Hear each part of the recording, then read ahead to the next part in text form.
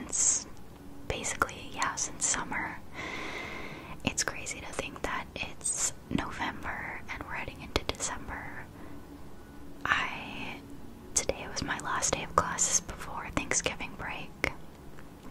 So, I took the opportunity to get out my microphone. I'm actually in my bedroom/office area, and I actually really want to do an ASMR office tour, but I just want more office supplies in here because I have drawers and really cute decorations, but I just don't have office supplies because I'm actually never in here.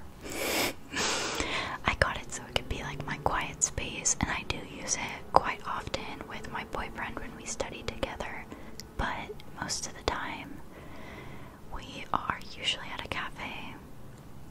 We try to find new cafes to go to, and when we want to save a buck, more like 20, we just stay here and make our own coffee. But yeah, life is good. It's been very stressful. I actually need to buy something to calm down my shoulders because I put all of my stress and tension in my shoulders and neck. And so, like, after my first class of the day, I will have a terrible migraine that starts here and goes all the way back behind my head, down my neck, and then to my shoulders. So, it's been very stressful mentally, but, well, I guess physically, because I'm physically, like, clenching myself to cope with the stress, I guess. But honestly, it hasn't been too terrible. I'm very fortunate to have a supportive family that I don't have to have a job, so I can just solely focus on school, and I think that's been a really big change, because I'm used to working and not having money to enjoy my, what would you call it, just enjoy things. I don't really do that, but that's fine. That's okay. But yeah, I could talk about classes. I am taking pathophysiology right now.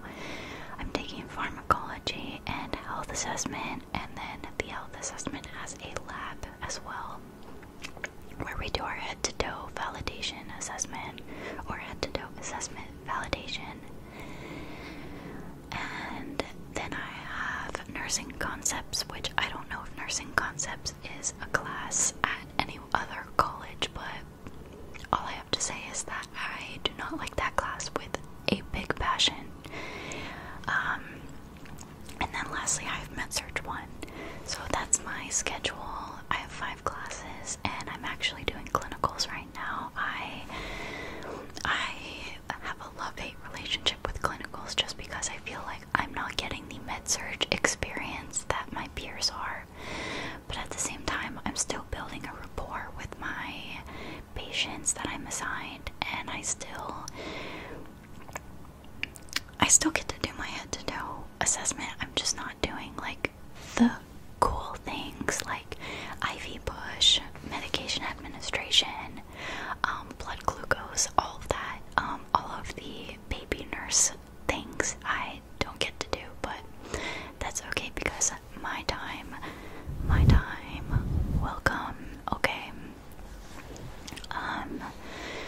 So pathophysiology, I really like that class. I love the professor. She is very sweet and just wants us to understand the material. She's always telling us stories that connect to the material, and it helps us memorize it better.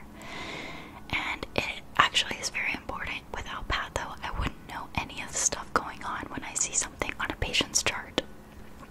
So that was really cool to see something and then see their vitals or something like that and be like, oh, their vitals are because of this disease and this is how the disease works, which is why it's changing their vitals, blah blah blah. So I really like that class. I would say 10 out of 10, 10 out of 10, very good. And then pharmacology, I liked that class in the beginning. I really loved it, and I was like, oh, I'm gonna be a nurse practitioner, blah blah. I was like, getting way too ahead of myself.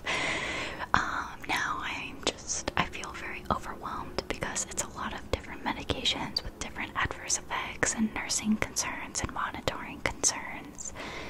And I think I'm just discouraged because I got a 71 on my last exam, which is considered failing. A failing score for my school is a 74 or below. But this professor is a godsend, and he curves the test really well, because when he sees that all of us get a question wrong, there's obviously something going on there. So he gave me back enough points for me to get an 80. I started with a 71 and I got an 80, and I was like, I don't deserve this. I don't deserve this. But yeah, I'm gonna just try extra hard for the final, because it is cumulative over the whole semester, and I believe in myself, and I know that everything's gonna be okay. Everything's gonna be okay. Next, what should I talk about? Health assessment. I love that class. I love that class. It is amazing. I think it's just because the professor is really cool and amazing. I only have good things to say about her. Except this last exam was pretty hard. I don't think I know anyone that got an A, but an A doesn't mean anything, you know? As long as you get above a 74 and you feel confident in your knowledge, the score doesn't matter.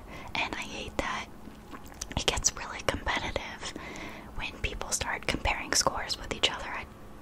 I don't care for it. I really don't. But yeah, so in that class we learned the head-to-toe assessment.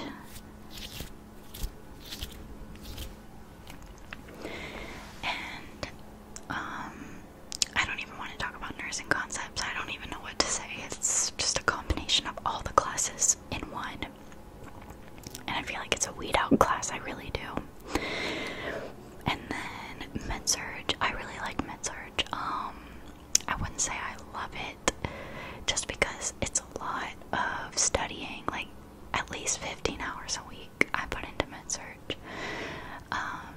But with that being said, I think it does pay off, because when you hammer material into your brain and you learn the certain nursing interventions for certain illnesses or certain vital signs or whatnot,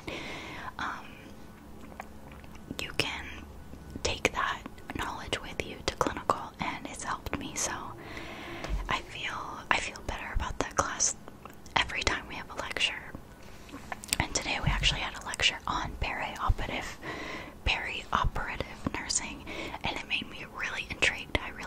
I think I want to be an OR nurse, and hopefully one day I can be a nurse anesthetist. But looking into it, it looks like you have to have a lot of stuff on your resume. And not saying that's stopping me, but I just don't want to see all of that right now. But I do. I'm very interested in it. What else? I feel like I should start doing the anatomy videos again, but I'm not sure if I'm really into it anymore. Maybe I can do pharmacology ASMR videos. I feel like that will help me study, because I don't really need to study anatomy anymore. Like, it's always good to study anatomy, but it's crunch time for pharmacology, and I think teaching myself and also whoever's watching these videos is going to help me a lot. So I think I'll probably film that next if I have time today. And if the freaking people stop leaf blowing. It annoys me so much because the leaves are still falling. So if you're gonna blow leaves, they're gonna just come back the next day because it's windy and all the leaves are still falling. But anyways, should I do like a what's in my clinical bag? That's gonna take too long. I'm just gonna like maybe run through some essentials that I have needed during clinical and lab. So these bad boys, these sterile alcohol prep pads, these these are like gold to me. Like, I don't know, everything when it's sanitized, it just feels better. And switching from patient to patient, and when you're switching on your friends and your family members, you need these. So honestly, I might get some in bulk, because whenever I'm in lab, I take a bunch and I feel bad, but also they have a ton of it and they're fine. They have tons of money. And then whenever I'm at clinical and I see those prep pads, I take them because I have no idea when I'm gonna need it. The next thing is gloves. At my clinical site, we don't have gloves in the rooms. We just have gloves like around in the hallways. So if I ever see a box of gloves, I grab them, because again, you never know when you're gonna need to double glove. You never know if your friend is gonna need gloves. You always have them. Of course, you need a stethoscope and a blood pressure cuff. My stethoscope is right here. I was practicing my head-to-toe assessment because I actually have my validation not next week, but the week after. So yeah, this is my stethoscope. I got it on Amazon. It twists like this, from the bell to the diaphragm, to the bell to the diaphragm, to the bell to the diaphragm. And I go like that, and like that. Yeah. I also have this handy dandy clipboard. So we have this clipboard that has all of these different things on it. I don't know what, like, I haven't really looked at it. I haven't needed to use it, but oh, those were my headphones. But yeah, we got pupil sizes, and we have conversions of different things, and EKG stuff. We got temperature, height, weight. We have all of the different diagnostics for metabolic disorders and respiratory disorders. Oh my goodness, there's just so much on here. Normal ranges for men and women. It's great. It's honestly great. And then this is my head-to-toe assessment sheet. There's no like HIPAA breaking information on here. It's just like random notes.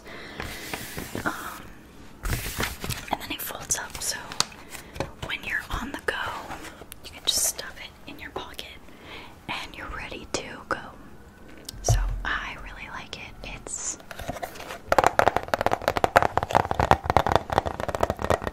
a very good clipboard. And at first I was like, I'm not gonna need a clipboard. Yeah, you're gonna need a clipboard. Let me go see what else I have in my clinical bag. Oh, I also have a pen light. I needed my pen light for lab, and I didn't get one on Amazon. It doesn't look like your typical pen light with the pupil sizes on it. I just got this at an EMS superstore. It works fine. I do wish I had the pupils on it, but my instructor said that they don't even use the size of the pupil anyway, so we're fine. Let me be right back.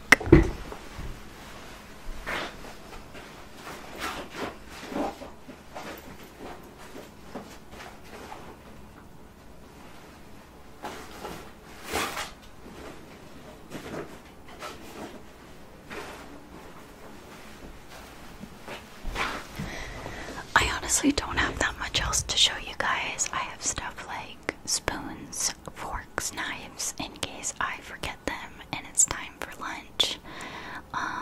Also, I have snacks, I have hand sanitizer, headbands, I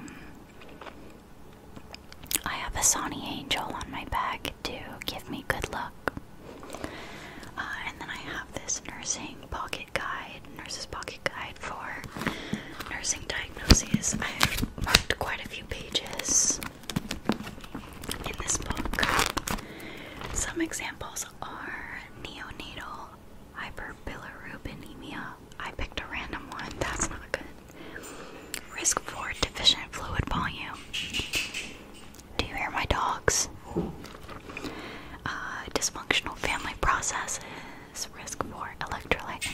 Yes, that's a big one. Risk for dry mouth, risk for diarrhea or just diarrhea, constipation, just all of these. And then it has the nursing interventions, the risks, blah blah blah. So I don't know, it's very helpful because I didn't know there were so many nursing interventions that can be so minor, but it helps the overall care plan for the patient. So yeah, I will probably do a pharmacology video, and hopefully I can do more mukbangs because I really like mukbangs, of course. Yeah, so I hope you have a wonderful evening. I think I'm gonna have some la parrilla with my parents. Very good Mexican food. It's really good. I don't care if it's not authentic, it's good as